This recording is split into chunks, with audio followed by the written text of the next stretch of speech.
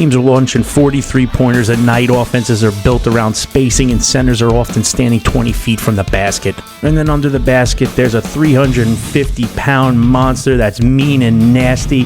He'll joke around while throwing you to the ground. I'm talking about a prime Shaquille O'Neal from the early 2000s. The LA Lakers walk onto the court. Not the young Orlando version that still didn't fill out yet, which was unbelievable. Not the older Phoenix Shaq. We're talking 2000 MVP Shaq, the most physical, dominant center the league has ever seen. 7 feet tall, over 330 pounds, elite footwork, explosive power, and a drop step that looked like a freight train hitting a bicycle. So the question is, would prime Shaq dominate today's NBA, or would today's modern spacing expose him? Because the debate isn't as simple as people think. Shaq's MVP season was ridiculous. To understand this debate, you must look at Shaq's MVP season of 2000. He averaged 29.7 points per game, almost 14 rebounds, 3.8 assists, and 3 blocks. He shot 57 from the field, and remember, almost every one of those shots came inside the paint. No spacing error, no 4 3-pointers, no modern offensive advantages, just pure power. That season, Shaq scored 2344 total points, the most in the NBA. But the craziest part, he did it while teams were triple teaming him almost every possession, and he had a prime Kobe on his team as well. In Shaq's prime, teams literally built their rosters just to slow him down. Franchises signed huge centers like Greg Ostertag and Eric Dampier, not because they were stars, but because someone had to absorb the punishment. During the 2000 NBA Finals, Shaq averaged 38, 16.7 rebounds, and almost 3 blocks. Those aren't normal finals numbers, that's domination. Now drop that Shaq in today's NBA. The modern game is completely different. Teams space the floor with shooters, pick and roll offenses dominate. Centers are often forced to defend the perimeter, and critics say this would expose Shaq. I don't know about that, because today's big men move differently.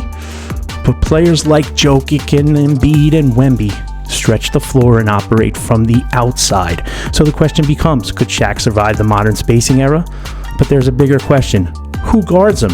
Or would he even give you a chance to expose him by coming out and guarding you on the three-point line? So let's look at the most unique modern big man, Victor Wembanyama. Wembanyama is 7'4" with an 8-foot wingspan, and right now, currently, he's about 240 pounds. An elite shot blocker, a generational defensive prospect. But his weight is, he came into the league at 220. That's almost 100 pounds lighter than prime Shaq. Wembanyama would absolutely block some shots. His length would bother Shaq occasionally, but once Shaq established the position on the block, it becomes a physical problem. Shaq would simply move Wembanyama under the rib. And if you listen to Shaq right now, he's going to tell you exactly what he would do to Wemby and what he actually thinks of Wemby. That guy and all the pressures. And I'm going to go with Victor Wembanyama at 31. Same thing my father told me, you're good, but you're not good enough. So. And once Shaq gets that deep post position, the possession is basically over.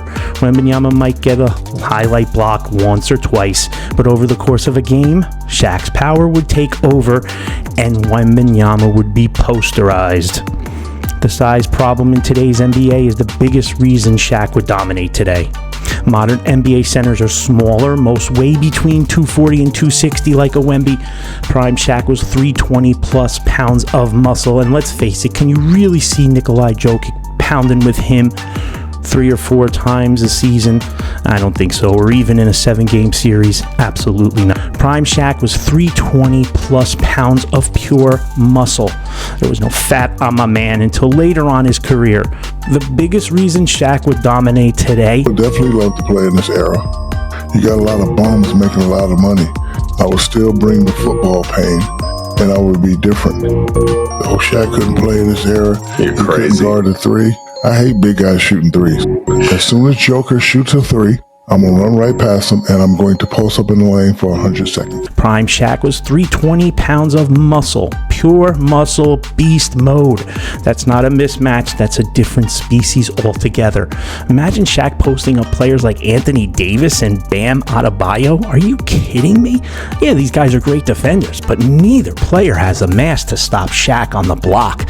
Night in and night out, or in a 7-game series? Absolutely not. Shaq would push them directly under the rim. Every possession becomes either a dunk, a layup, or a foul. And speaking of fouls, the Hack-a-Shaq debate. Of course, critics will say the same thing. Free throws. Shaq was the worst free throw shooter for a superstar. His career average 52% from the line, which leads teams to use the famous strategy known as a Hack-a-Shaq. Just foul him before he shoots, force him to win the game from the line. But there's a problem with that strategy today. Modern NBA rules limit excessive intentional fouling, and teams rely heavily on offensive efficiency. So the Hack-a-Shaq plan would go out the window because they would be throwing the big men out. So if Shaq is scoring 2 points nearly every possession, teams would quickly get into foul trouble trying to stop him. And if Shaq improves even slightly to 60% from the line, hypothetical I know, but Hack-a-Shaq stops working altogether. Spacing would actually help Shaq. Here's something people forget. Shaq played during an era with terrible spacing. Many teams had 2 big men in the paint. Today, most offensives surround the center with shooters. Imagine Shaq with 4 3-point sharpshooters around him. Double him, kick out 3, single coverage, automatic bucket. Modern analytics actually favor Shaq because the most efficient shot in basketball is still the dunk. All right. Let's slow it down because the real question here is defense. Modern offenses would try to drag Shaq into pick and roll situations, forcing him to defend the perimeter. Teams like the Warriors would test his mobility, and yes, Shaq might struggle defending 30 feet from the basket. But here's the counter argument. Even if Shaq gives up some points defensively, the offensive damage he creates would be historic.